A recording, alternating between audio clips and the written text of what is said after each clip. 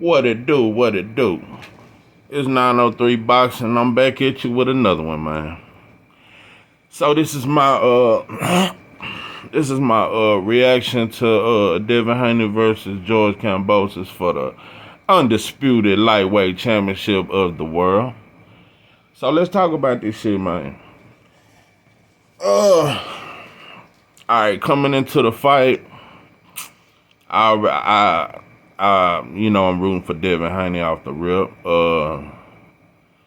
But I had some things I was worried about. You know what I'm saying? He fighting in Australia, a lot of obstacles and a lot of stuff going on. But at the end of the day, like I said, I was going for Devin. So the fight starts. So Devin come out there, got that stiff jab. Jab was just so effective. Kambosos, I thought he was gonna be more aggressive, but also the footwork of Devin Haney kind of kept him honest, and the respectable power kept him very honest. So he was basically sitting back trying to land something real big. He wanted Devin to get comfortable so he could land a big shot. And I think he's seen that was pretty much his only chance. I think he's seen that, like, I can't outbox this motherfucker. I can't outbox him. So the best shot I got is to try to throw this sloppy ass overhand right, which he kept throwing all night, and he couldn't land it. So I give Devin a lot of credit because he stayed disciplined. Even when he was beating his ass. Like, I think by the second round he had him figured out. Second round, I say, yeah, he got him figured out. But he stayed disciplined. He could have went for the knockout. He could have, but that was what Kambosos wanted. He wanted to exchange. That way he could land a shot in between. Another thing, man, Devin Haney, man. This is what I call counterpunching the counterpuncher. Like, Kambosos couldn't land a counterpunch because he would get a counterpunch. Like, Devin, and one thing that bothered me at first was he had his left hand down. Like, I'm like, damn, put your hand up, bro. Put your hand up, hold your phone. But no, he was so effective with it. That jab was so quick coming off the knee. Quick. Like, very, very quick. And also, I seen that him having that left hand down was baiting George to come in. All right, think you can just come in, think shit sweet, and I'm finna counterpunch you with this badass right. And the right uppercut, beautiful. And also, I think after he hit him with that right uppercut, I think that's when Kambosos said, you know what, I'm not finna get knocked out in front of my fans. I'm not finna get knocked out in my own country. So what I'm gonna do, I'm just gonna sit my ass back, let him beat my motherfucking ass, and just hopefully I can land one of these sloppy ass overhand rights, which he never landed. All right, so let's talk about another thing that impressed me. A lot of people don't talk about this when they talk about Devin Haney. I think we know he got good footwork. It's underrated, very underrated. But I think we know he got good footwork. But man, did you see the motherfucking head movement? Did you see the head movement? Did you see that shit? So I think for one, let me say this. Devin been getting a lot of flack. He been getting a lot of criticism. A lot of people say he don't have power. Let's go back to the Gamboa fight. After that fight, a lot of people started saying he was boring. That was the word on the motherfucking block. Devin's boring because he couldn't knock out Gamboa. Even though Gamboa, let me tell you something. I've never seen nobody hold a motherfucker the entire fight. That's what he did. So, but he got called boring after that fight. So he goes in with Jorge Linares and bangs with this dude for 12 rounds. Bangs with him. Get hit with a good shot. Now they say he don't have a chin. Okay, so then he goes in with Jojo Diaz. Stays in the pocket most of the fight.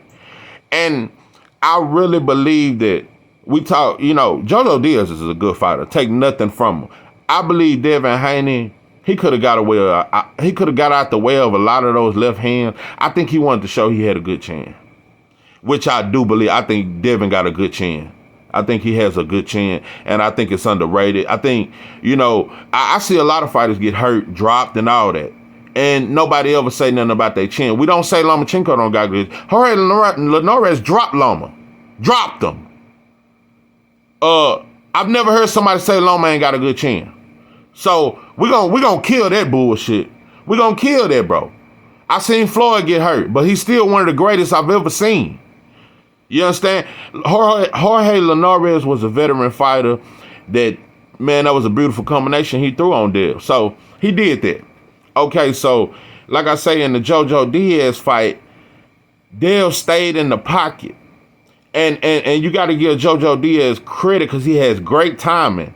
But I don't think he would have landed as many left hands as he landed, which he didn't land a lot. We not going to over-exaggerate that shit, but he landed a few.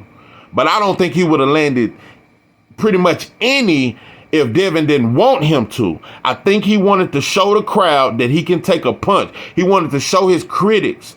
Like I said, he's a young kid. He's a young man.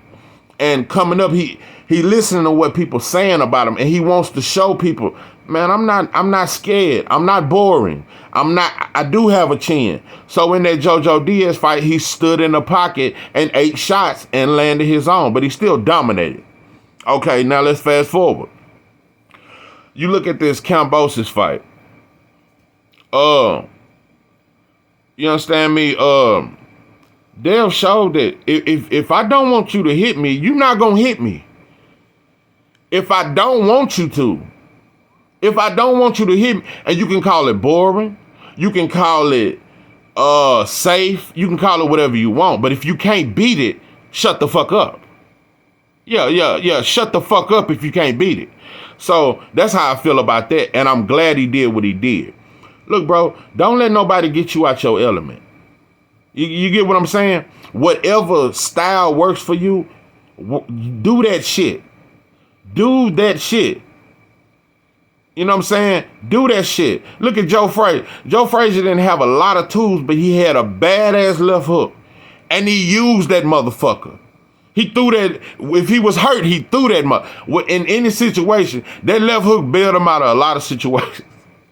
So, you understand? It's just an example, man, that just use whatever you great at, bro. And somebody's just going to have to prove that wrong. And if can't nobody prove that style wrong, keep using it, man.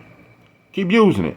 So, I'm so proud of him, man. I'm so proud of him. His level of discipline. I'm so glad that he didn't go in there and try to prove that he was macho, and try to prove that he's that guy, and he's a knockout artist and all this here. I'm glad that he stayed disciplined and he stayed focused throughout the entire fight. And I gotta win in every round. I gotta win in every single round. Every single round. And so, like I said, I'm proud of him. Like I say, the head movement, the footwork, the jab, the right uppercut, all that kept Kambosos honest. It kept him honest, and he didn't want to get completely embarrassed and knocked out because he was worried about Devin's counter. So, man, it was a very great performance. It was a very great performance. Shout out to Bill Haney, man. yeah, man. That's a trail dude, man. You know what I'm saying? He raised his son right, man. Believed in him. Stood by his side, man. They're a great team, man. They're a great team. And I think Devin gonna be hard to beat, man. He gonna be hard to beat, but that's for another video. Like I say, great performance. Great performance. Undisputed lightweight champion of the world at 23 years old. You know, started fighting when he was 16 in Mexican bars in Mexico. And, you know, he came from the ground up. He got a real fan base. He's a star. And we're going to give this man his flowers. We're going to give him his respect. I got him top 5 pound for pound. I got him top 5 pound for pound. I got him top 5 pound for pound, like I said. And I think he's going to be great, man. I think he's going to be great. And with that, man, I'm out.